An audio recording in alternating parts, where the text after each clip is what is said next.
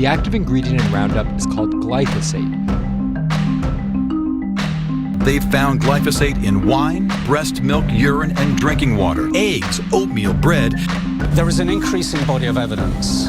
Levels of glyphosate exposure, given enough time, can result in potentially serious disease. Glyphosate is the most popular weed killer in the world. Glyphosate may pose heightened cancer risk. Last year, the World Health Organization's Cancer Research Agency classified glyphosate as a probable carcinogen. Preclinical trials showed a 74% reduction of glyphosate in just 6 weeks, as well as reducing the C-Reactive Protein by 75%, receiving the gold seal of approval by the Detox Project as the world's first glyphosate solution.